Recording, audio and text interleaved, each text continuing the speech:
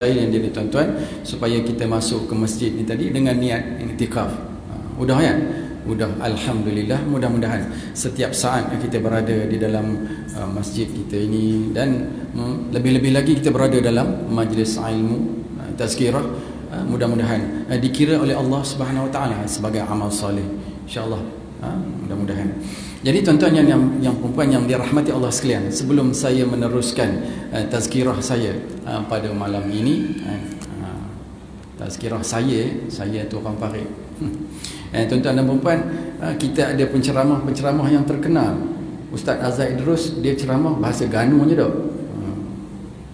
Ustaz apa nama tu, Samsul debat dengan Nagawinya. Ustaz Abdullah Hashim tu dengan Kedahnya, Ustaz Abdullah Khairi dengan Kedahnya, Piaunya Penang Kedah. Jadi malam ini kita dengarlah Piau Parit, insya-Allah tuan-tuan dan puan-puan. Baik, sebelum saya meneruskan tazkirah saya, yang pertama saya nak umumkan pada malam ini selepas Isyak kita sama-sama baca Yasin, membaca Yasin, surah Yasin. Kita mohon kepada Allah Subhanahu Wa Taala dengan berkat Yasin, kita mohon agar adik Cik Zaudi, adik ipar, anak saudara Cik Zaudi yang sekarang ni sedang bertarung, dia dalam keadaan yang kritikal, kita mohon kepada Allah Subhanahu Wa Taala dengan berkat Yasin agar dia disembuhkan, anak saudara dia tu kan.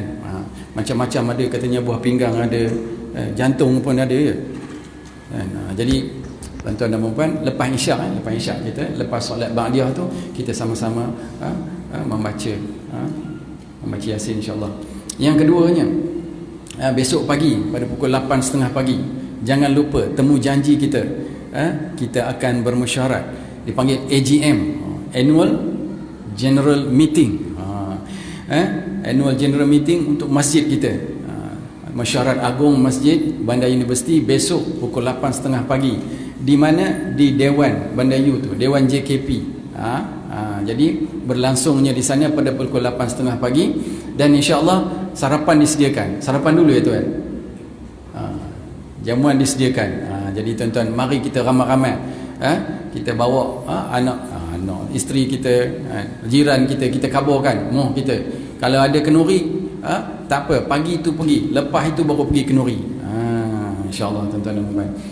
Itu antara perkara pengumumannya, sebab kita mengharapkan agar ramai-ramai kita dalam karya ini yang datang ni, mungkin ada idea-idea yang bernas yang boleh kita guna pakai untuk apa? Untuk mengimarahkan masjid kita, penambahbaikan segala aktiviti kita yang telah jalankan. Sebagai orang kata muhasabah apakah program-program kita, cara pentadbiran, pengurusan, mengimarahkan masjid ni boleh dikemukakan besok. Terbuka, tak payah tulis dalam WhatsApp, tak payah sonsik belakang, cakap depan-depan apa benda saja yang rasa macam nak dicakap. Jadi tuan-tuan dan puan, esok ya. Baik. Tomorrow. Baik, alhamdulillah. Jadi rasanya message loud and clear okay. Jadi alhamdulillah tuan-tuan dan puan yang dirahmati Allah sekalian, pada malam ini giliran saya pula untuk bersama-sama berkongsi tentang haji dan umrah. Sebelum itu tuan-tuan dan puan, kita dikejutkan dengan satu wabak virus COVID-19. Sampai kan ada sahabat saya menghantar WhatsApp. Saya rasa tuan-tuan dan puan pun, siapa yang aktif WhatsApp ni kan, dah nampak dah kawasan di Masjidil Haram, waktu orang sa'i tu, kawasan sa'i tu nampaknya ada berdua je sepanjang-panjang tu. Yang lainnya pekerja yang membersihkan sa'i, membersihkan tempat sa'i tu kan. Lapang, tingkat bawahnya lapang, tingkat atasnya pun lapang. Dan di Madinah pula selapang-lapangnya di Madinah tu, masjid tu lapang je, tak pernah tengok Madinah kopi tu punya lapang. Jadi tuan-tuan dan puan-puan, itulah kerajaan Arab Saudi telah pun menghalang, dia cuba dalam usahanya untuk menghalang penyebaran COVID-19, dikatakan. Wallahu a'lam bissawab. Wallahu a'lam bissawab. Jadi malam semalam saya bersembang dengan pengarah urusan Darul Mubarak, Ustaz Ismi, saya kata tanya dia sampai bila sekatan ni mengikut maklumat yang dia ada sehingga pertengahan bulan Mac. Jadi saya kita harapkanlah siapa yang telah pun mendaftar untuk pergi umrah, insya-Allah mudah-mudahan akan dapat pergi ke sana. Kita mohon dan kita doa sebab COVID-19 ni tuan-tuan dan puan-puan, saya difahamkan tuan-tuan dan puan-puan telah pun rasanya maklumat ni telah tular di laman-laman sosial mengatakan bahawa kita tak semesti nak tunggu orang batuk ke berosin ke dekat kita baru virus tu tersebar hidup, melalui sentuhan. Yang apa yang saya dapat tu kan, apabila seorang doktor tu memeriksa pesakit, so virus tu akan tersebar kepada doktor tu kan, dan doktor tu pegang file tu akan tersebar. Nurse yang pegang file, nurse pun akan tersebar. Bila bersalam dengan siapa, dengan orang yang bersalam sana sini, tersebar virus itu tersebar. Jadi tuan-tuan dan puan-puan, kita sebagai umat Islam yang percaya kepada qada dan qadar dengan kekuasaan Allah Subhanahu Wa Taala, kita berdoa, sentiasa berdoa agar keluarga kita, masyarakat kita dan negara kita terhalang daripada gejala wabak ini. Walau bagaimanapun telah dikatakan yang pengurusi UDA Holding tu kan, telah pun positif kan. Dia tu sahabat masa, ialah dah tak berapa muda ni, tak kenal dulu masa belajar dulu, satu batch dengan dia kan. Jadi siapa ke nama, Hisham kan. Jadi datuk tu kan. Jadi saya dapat tahu pun daripada grup WhatsApp kawan-kawan yang lama-lama tu. Kawan kita Datuk Hisham dah ni positif katanya. Jadi sebelum keluar dalam surat khabar. Jadi tuan-tuan dan puan-puan, jadi bila positif tu maknanya kita tak tahu dengan siapa dia bersentuhan, bersalam, dan berada dalam satu kapal terbang. Wallahu alam bisawab. Jadi kita mohon kepada Allah SWT agar wabak ini dapat orang kata apa, dapat dikawal insya-Allah. Ada yang kata minum air gali apa, bawang putih. Sampai lalu minum rebus bawang putih tu, minum airnya, insya-Allah. Sebenarnya kalau dalam nasi goreng kalau terkokok bawang putih, Allah rasa macam nak keluar balik, tapi telan aja lah kan, sebab bila dah terkokok tu telan je lah. Baik tuan-tuan dan puan-puan, bukan nak cerita itu sebenarnya pada malam ini kita akan berkongsi tentang tentang umrah dan ziarah insya-Allah. Jadi tuan-tuan dan puan-puan, pada episodnya lalu ya, insya-Allah saya akan bercerita pada malam ini. InsyaAllah saya akan berkongsi tentang ziarah yang yang kita akan lakukan apabila kita mengerjakan umrah. Iaitu kalau di Mekah, kita akan ziarah dua tempat, namanya ziarah Ji'ranah, ataupun ziarah Ji'ranah dan ziarah Hudaibiyah. Ada dua ziarah Ji'ranah dan ziarah Hudaibiyah. Manakala selain daripada itu di Mekah tu, yang selain daripada itu adalah ziarah yang saya bawa jemaah saya ke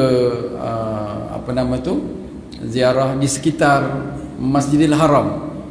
Kita tengok bagaimana Maulidil Rasul, bangunan Maulidil Rasul yang sekarang ni ataupun sejak lama dulu dijadikan maktabah, bangunan lama yang dibiarkan ataupun yang masih ada lagi, tidak dirubuhkan, tidak diruntuhkan, itulah maktabah. Tapak itu adalah rumah tempat Rasulullah SAW dilahirkan. Kemudian di sekitar Masjidil Haram juga banyak sejarah sirah yang telah dilalui oleh Rasulullah SAW. Tempat ataupun rumah tempat Siti Khadijah dan Rasulullah tinggal. Kalau tuan-tuan dan puan-puan pergi ke Mekah, di hadapan tandas di bukit Marwah. Di hadapan tandas tu ada sebuah bukit kecil. Nampak berbonggoi sikit. Tuan-tuan dan puan-puan perhati tak, nampak bonggoi sikit. Dikatakan oleh ahli sejarah yang di sana mengatakan bahawa itu adalah tapak rumah Rasulullah dan Khadijah. Jadi saya beritahu dekat sahabat. Saya beritahu sahabat, saya kata, kalau orang Mekah cerita dekat saya kata, kalau dekat situ kita pergi berzikir atas bonggoi itu, kan, kita pergi berzikir, insya-Allah kita akan berbau, kita akan tercium bau wangi. Semakin lama kita berzikir, semakin bau wangi dia. Jadi tuan-tuan dan puan, salah seorang jemaah saya, dia try lepas isyak tu sampai dekat tengah malam juga. Dia kata, "Ustaz, saya dapat apa yang ustaz cerita tu," katanya. Bau wangi. Dia kata. Jadi zikir zikir macam-macam dia akan bau wangi. Itu dikatakan tapak rumah Rasulullah dan Sayyidatina Khadijah binti Khuwailid. Dan di sana juga kita boleh lihat, kalau kita pergi, ada syariat hijrah ataupun jalan hijrah yang di belakang, di sebelah syariat Ibrahim Khalil. Maksudnya syariat hijrah itu adalah jalan daripada Makkah ke Madinah Rasulullah lalu tu. Itu syariat hijrah. Dia ada lorong dia. InsyaAllah nanti kalau tuan-tuan dan puan ada orang kata ada rezeki kita bersama pergi, insyaAllah saya akan tunjukkan syariat hijrah itu, kan, bagaimana Rasulullah SAW melalui jalan-jalan itu dan merentasi. Sekarang ni ada banyak jalan dan hotel kiri kanan jalan tu, jalan syariat hijrah. Dan itu adalah antara perkara-perkara ataupun tempat-tempat yang kita boleh lawati ataupun ziarah sewaktu di kota Mekah, selain daripada ziarah rasmi, iaitu ziarah Hudaibiyah dan ziarah Ji'ranah. Jadi tuan-tuan dan puan-puan yang dirahmati Allah sekalian, yang pertama kita tengok ziarah Hudaibiyah, ziarah Ji'ranah dulu. Ziarah Ji'ranah, tuan-tuan dan puan-puan, dalam ziarah Ji'ranah ini kita akan menziarah ataupun melawat Jabal Thur. Kita akan melawat Jabal Thur. Kemudian kita akan melihat atau melawat Padang Arafah, yang di sana ada Jabal Rahmah. Kemudian kita akan melawat Muzdalifah. Kita lalu, sebenarnya bukan melawat, lalu di Muzdalifah itu, dan kemudian barulah kita akan bergerak menuju Ji'ranah. Tuan-tuan dan puan-puan, jadi apa yang kita dapat ceritakan tentang Jabal Thur ni, supaya tuan-tuan dan puan-puan kalau pergi ke sana, kadang-kadang ada mutawif yang dia cerita, kadang-kadang tak sempat nak cerita, dia cerita dalam bas. Biasanya saya akan bercerita kisah ini, apa yang berlaku di Jabal Thur itu di dalam bas. Sebab kalau kita berhenti cerita lama-lama, dia buang masa. Kita ada banyak lagi lokasi-lokasi yang kita nak ziarah. Jadi di Jabal Thur itu, Jabal Thur ni tingginya lebih kurang 460 meter ke atas, 460 meter ke atas, kan? Lebih kurang kalau orang muda-muda lah, macam saya ni, alhamdulillah, yang orang muda-muda ni dia mendaki lebih kurang naik 2 jam, dan turun pun 2 jam, lebih kurang 4 km daripada Makkahul Mukarramah. Jadi kalau macam kita ni tuan-tuan dan puan-puan, entahlah mau 3 jam kot, kan, dah 5 siri kan, tu Haji kan, ada 6 siri, tapi yang gagah perkasa tu alhamdulillah. Tapi tuan-tuan dan puan-puan, saya nak cerita, ada seorang jemaah saya ingat, dia duduk di Taiping. Dia kerjanya memotong kayu bakar. Memotong kayu bakar ni memang dia kuat. Dia betul-betul, kami naik Jabal Nur tu, nak pergi Gua Hira tu, kemai baru setengah dia dah sampai. Bila kami sampai ramai-ramai, "Ustaz baru sampai ke?" Ayat ni kan tak tahan dengarnya. Dia kata, saya tanya, apa nama dia, Allahumma salli ala Muhammad, lupa nama dia. Saya kata, dah lama sampai dah? Dah kering puluh dah, katanya. Selamba je dia. Tak. Jadi memang dia dah berumur masa tu, sekitar 60-an. Masya Allah, tuan-tuan dan puan. Baik. Jadi apa yang berlaku di Gua Thur itu adalah tempat di mana Rasulullah SAW bersembunyi daripada buruan kafir Quraisy. Sebab Rasulullah SAW nak berhijrah, dalam rangka nak berhijrah, beliau telah diilhamkan untuk apa? Untuk bersembunyi di Gua Thur, iaitu di selatan. Rasulullah tidak terus menghala ke utara, iaitu jalan biasa ke Madinah, tetapi Rasulullah bersembunyi dulu di selatan, iaitu di Gua Thur. Jadi apa yang berlaku tuan-tuan dan puan-puan, Rasulullah telah diarahkan untuk apa? Untuk mengajak Abu Bakar menemaninya, dan Abu Bakar telah dipilih oleh Allah Subhanahu Wa Taala, dipilih oleh Rasulullah SAW untuk bersama beliau berhijrah. Satu perjalanan yang merupakan perjalanan yang cukup penting untuk apa? Untuk menegakkan Islam, untuk kemenangan Islam, untuk kemenangan dakwah Islam. Jadi Rasulullah SAW telah memilih Sayyidina Abu Bakar, Sayyidina Abu Bakar. Dan apabila Sayyidina Abu Bakar mendengar, mengetahui bahawa Rasulullah SAW telah memilihnya, maka beliau menangis. Beliau menangis kerana apa? Terlalu gembira kerana dia telah terpilih, insan-insan terpilih yang telah dipilih oleh Allah dan Rasulnya untuk apa? Untuk berhijrah. Jadi tuan-tuan dan puan-puan, dan perjalanan hijrah ini adalah merupakan satu perjalanan yang dirancang cukup rapi. Abu Bakar merancang bagaimana dia menempatkan untanya, kudanya, menempatkan anak-anaknya, bagaimana dia merancang untuk menjayakan hijratul Rasul sallallahu alaihi wasallam. Jadi apabila mereka telah keluar daripada kota Mekah, mereka pergi ke Jabal Thur dan naik ke atas tu, tuan-tuan dan puan-puan, dan duduk di dalam Gua Thur. Bukan gua sangat pun, dia lebih kurang batu tu tersusun berbentuk segitiga, dan mereka berlindung di situ. Maksudnya dia bukan dalam sangat macam Gua Tempurung ke dalam sampai tidak, dia sikit aja. Dia lebih kurang macam Gua Hira. Macam Gua Hira. Jadi dalam keadaan yang begitu, mereka telah berjalan dan sampai ke Gua Hira itu. Kafir Quraisy ni telah cuba menjejaki, kejar mereka ni. Sebab apa?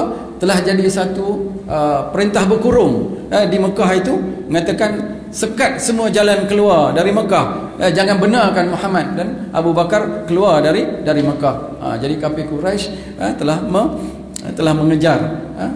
mengejar Rasulullah dan Abu Bakar. Akhirnya apabila Rasulullah dan Abu Bakar telah masuk ke dalam gua itu, di dalam itu dibersihkan. Sayyidina Abu Bakar membersihkan segala sampah sarap yang ada di dalam gua itu. Untuk apa? Untuk memberi Rasulullah SAW berehat. Tuan-tuan dan puan-puan, bukan senang nak mendakinya. Kalau kita tengok dekat kaki Jabal Thur tu tinggi dia kata, tuan-tuan dan puan-puan. Jadi Abu Bakar telah masuk dulu dan membersihkan segala kotoran dan menutup segala lubang-lubang yang ada di dalam gua itu. Kerana apa, tuan-tuan dan puan-puan? Sayyidina Abu Bakar tahu bahawa di dalam gua ni biasanya ada binatang yang berbisa. Dan binatang berbisa di gurun ni, tuan-tuan dan puan-puan, adalah kalau ikut istilahnya adalah deadly poisonous. Maksudnya racun yang berbisa yang boleh membunuh. Apa saja yang binatang, sama ada kalajengking ke ular dan sebagainya, adalah binatang yang berbisa yang boleh, apabila kita dipatuk, digigit, dia boleh membunuh, tuan-tuan dan puan-puan. Jadi Abu Bakar ni tutup semua lubang-lubang itu dan mempersilakan Rasulullah SAW untuk masuk. Apabila Rasulullah masuk, disebabkan dia terlalu letih, maka dia tertidur di riba Sayyidina Abu Bakar. Tuan-tuan dan puan-puan yang dirahmati Allah sekalian, nak ditadbirkan Allah Subhanahu Wa Taala, ada satu lagi lubang di hujung kaki Abu Bakar itu tidak ditutup, tidak sempat ditutup, jadi dia tak tutup, ditutup dengan kaki dia. Tiba-tiba ditakdirkan Allah Subhanahu Wa Taala, dia disengat oleh binatang berbisa.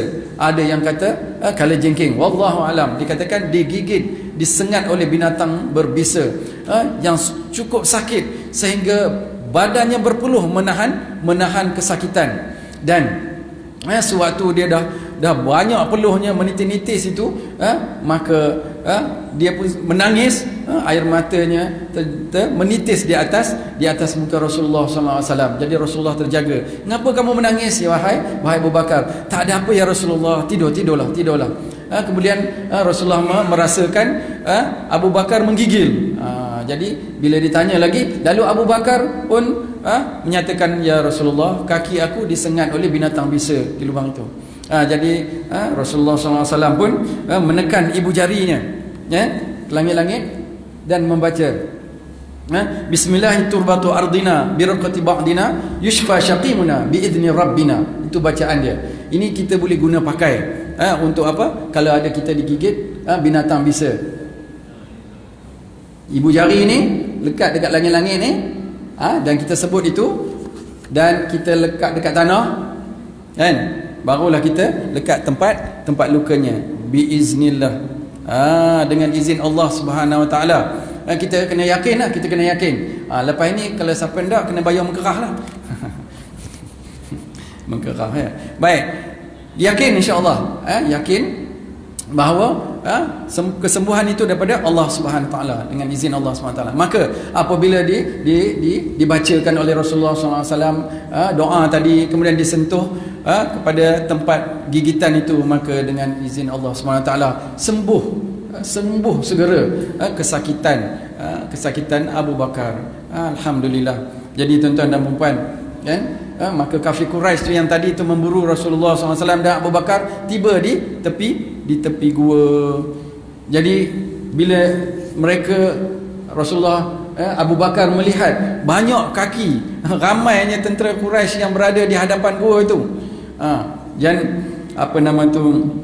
bila nampak boleh dengar musuh tu berkata-kata, bersembang-sembang di luar, rasanya macam ada orang ni, tapi mereka bukan tak boleh nak masuk, tak tergerak nak masuk. Allah SWT melindungi, kan? Dengan apa? Allah SWT menghantar makhluknya yang lemah, iaitu apa? Labah-labah buat sarang.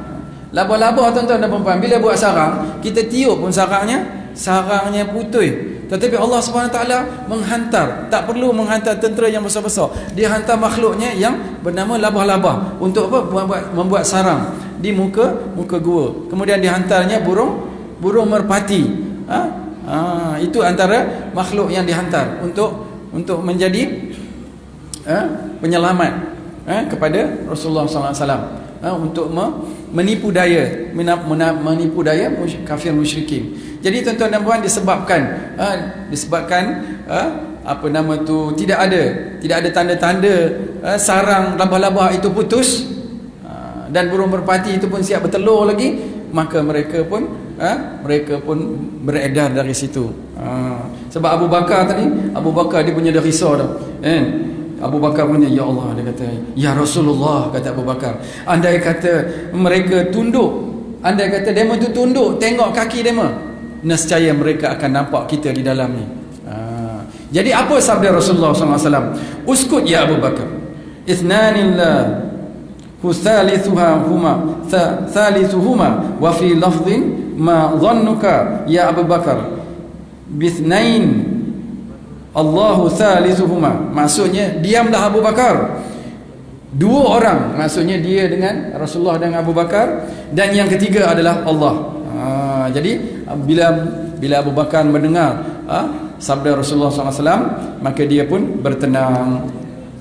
Jadi tuan-tuan dan puan yang dirahmati Allah sekalian, ada beberapa orang yang terlibat dalam menjayakan misi persembunyian Rasulullah SAW dengan Abu Bakar di dalam gua itu. Yang pertama, siapakah mereka? Ali bin Abu Talib. Di mana dia berjasanya? Apa jasa dia? Dia telah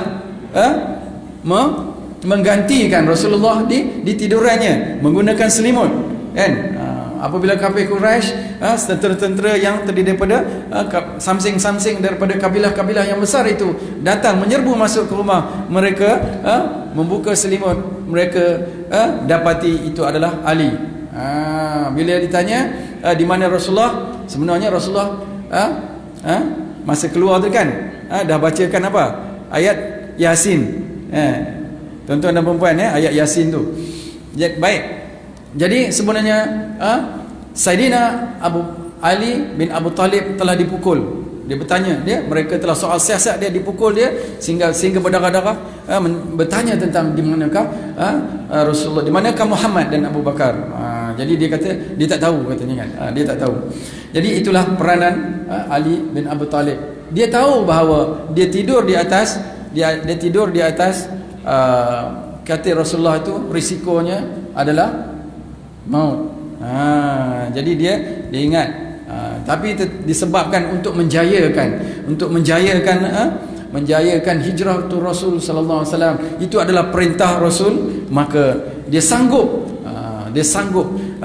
menggadaikan nyawanya untuk menjayakan hijrah. Kemudian siapakah tokoh yang kedua? Tokoh yang kedua adalah Abdullah bin Abu Bakar. Abdullah bin Abu Bakar ni adalah anak Abu Bakar yang diarahkan untuk apa? Yang diarahkan untuk duduk di pasar-pasar, untuk duduk di tempat perhimpunan kafir Quraisy. Untuk apa? Untuk melaporkan rancangan jahat. Melaporkan rancangan jahat kafir Quraisy dan melaporkannya pada waktu malam. Jadi ini kerja Abdullah bin Abu Bakar. Kemudian Asma binti Abu Bakar. Asma binti Abu Bakar ini seorang wanita yang lembut, perwatakannya lemah lembut, kan? Tetapi jiwanya berani, jiwa besar, bersifat berani, dan dia semangatnya kuat, kental. Kerana apa, tuan-tuan dan puan-puan? Dia melepasi benteng kawalan kafir Quraisy yang ganas, yang kuat, yang terhunus pedangnya tu, kan? Bila ditanya, dia tidak membocorkan rahsia. Apa tugas Asma binti Abu Bakar ini?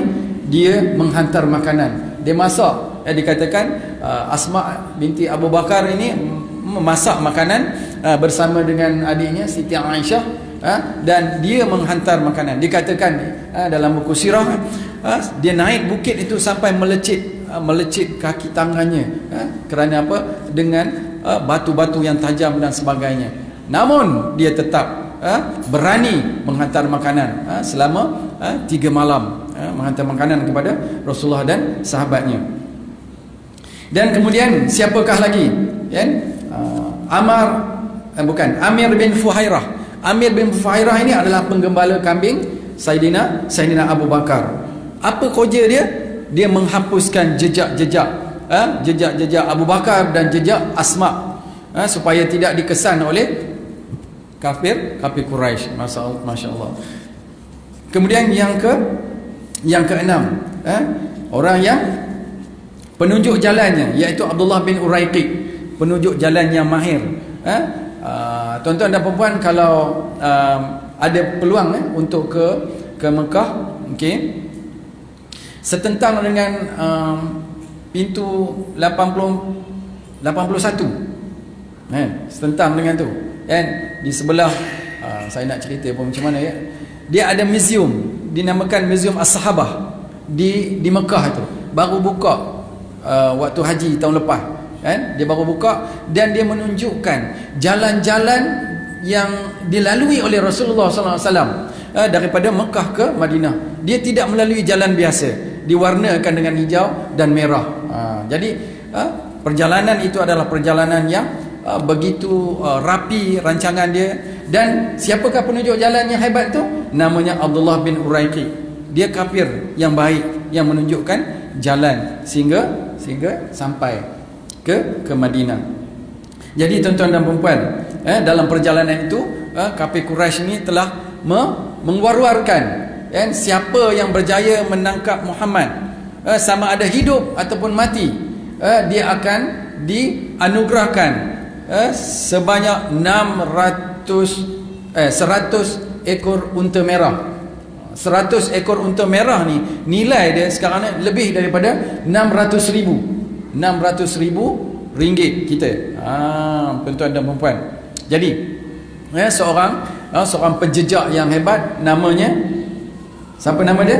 Suraqah bin Malik telah mengambil peluang itu. Dia tak kabur kat siapa-siapa, dia terus pergi. Sebab dia tahu jalan ni di antara Mekah dan Madinah tu dalam kepala dia.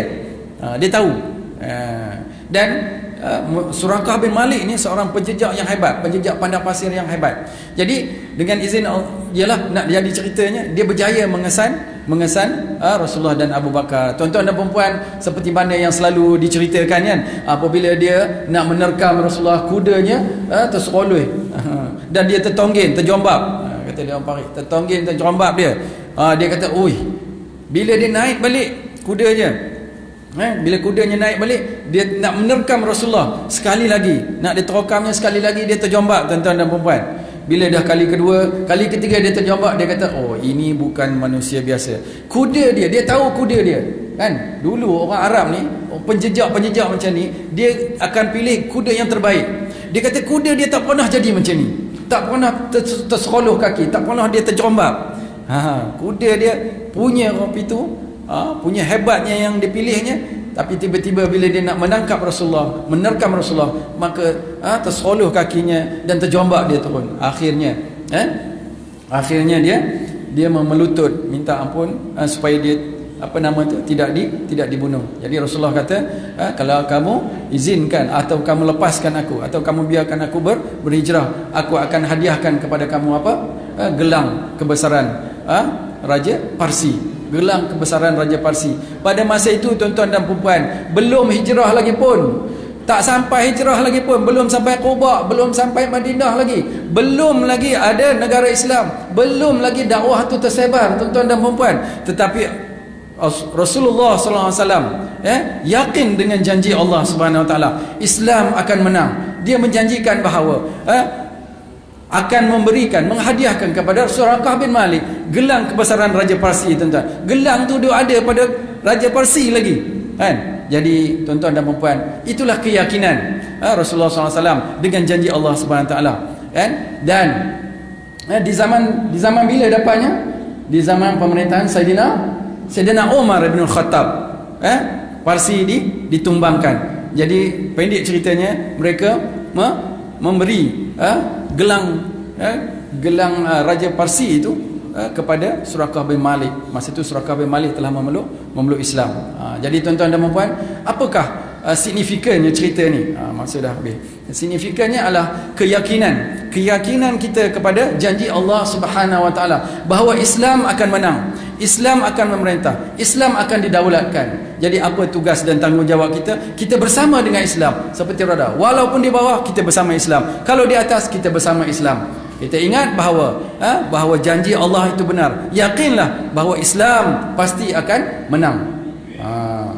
Allahu Akbar. Jadi tuan-tuan dan puan yang dirahmati Allah sekalian, itulah sedikit sebanyak yang boleh saya kongsikan, dan mudah-mudahan ianya beroleh manfaat dan kebaikan daripada apa yang saya kongsikan sebentar tadi. Saya memohon maaf di atas keterlanjuran terkasar bahasa tapi bahasa Paris itu tak boleh nak elak lah tuan-tuan dan puan ya. Jadi untuk itu sekali lagi saya maklumkan, besok temu janji kita apa nama besok? Jangan ke mana-mana. Pukul 8.30 bertemu kita di Mesyuarat Agung, Mesyuarat Agung Masjid. Dan lepas Isyak ni tuan-tuan dan puan, kita akan sama-sama baca Yasin ya. Jadi dengan itu saya tangguhkan majlis ini dengan tasbih kifarah dan suratul Asr. Subhanaka